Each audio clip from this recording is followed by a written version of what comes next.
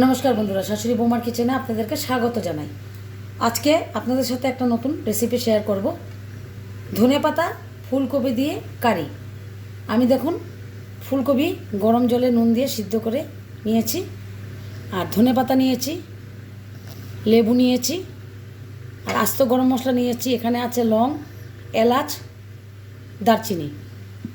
এখন আমি ফুলকপিটাকে ম্যারিনেট করে নেব। 1 চামচ কর্নফ্লাওয়ার দিয়ে দিলাম, বেশি দেব না, অল্প দেব। অল্প নুন দিয়ে দিলাম, অল্প হলুদ গুঁড়ো দিয়ে দিলাম, আর 1 চামচ পরিমাণ গোলমরিচের গুঁড়ো দিয়ে দিলাম। দিয়ে এটাকে আমি জল দেব না, শুকনো এটাকে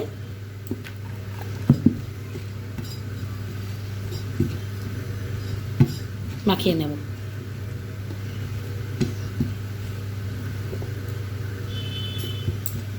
এখন আমি ধনেপাতাটা পেস্ট করে নেব। এখন আমি ধনেপাতার পেস্ট বানিয়ে নেব। দেখুন আমি এভাবে পেস্ট করে নিয়েছি। দেখুন আমি রিফাইন তেল গরম করে নিয়েছি। এখন ফুলকপিগুলো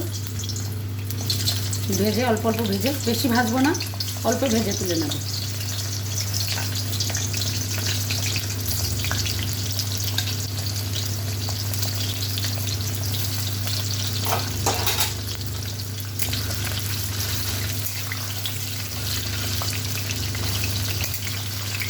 তুলে নেব। এই রান্নাটা রিফাইন তেলে হবে, তাই আমি অল্প এখান থেকে তেল কমিয়ে দেবো, অতটা তেল লাগবে না। এখন আমি আস্ত গরম মশলাটা দিয়ে দিলাম, জিরে সম্বাস দিলাম,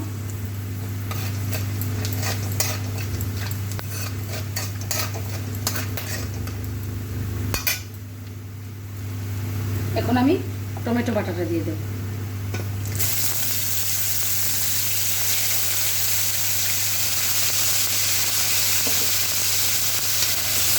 আপনারা চাইলে এটা টক দই দিয়েও বানাতে পারবেন, আমি টমেটো দিলাম।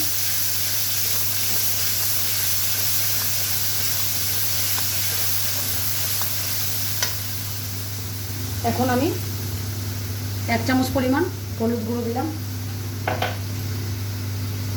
1 চামচ পরিমাণ লাল লঙ্কা গুঁড়ো দিলাম,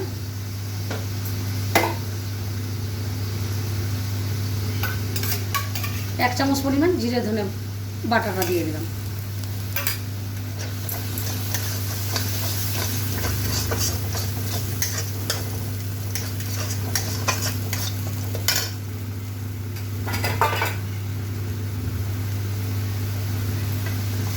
এক চামচ আদা বাটা দিয়ে দিলাম।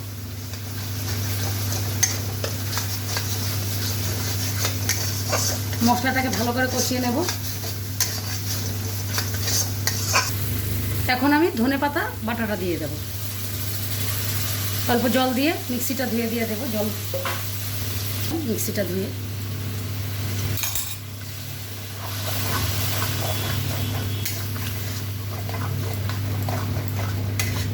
এখন আমি ভেজে রাখা ফুলকপিটা দিয়ে দেব।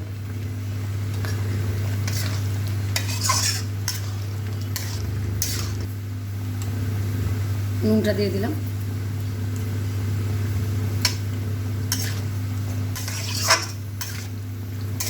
এখন আমি অল্প চিনি দিয়ে দিলাম।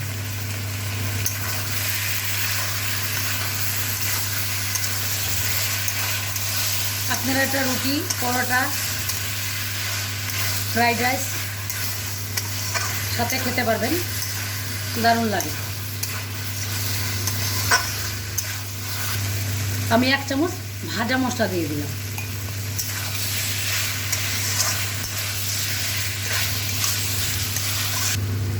আমি এখন লেবুটাকে অল্প গ্রেট করে দিয়ে দেব। লেবুর রসটা দেব না, খালি উপরের বাকলটা দেব। দারুণ একটা সেন্ট বেরোয়।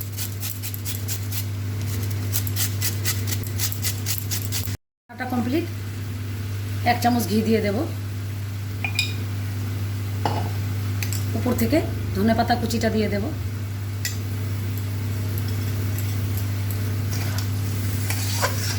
যদি আপনাদের এই রান্নাটা ভালো লেগে থাকে লাইক করবেন, শেয়ার করবেন, আর আমার চ্যানেলটাকে সাবস্ক্রাইব করে দেবেন।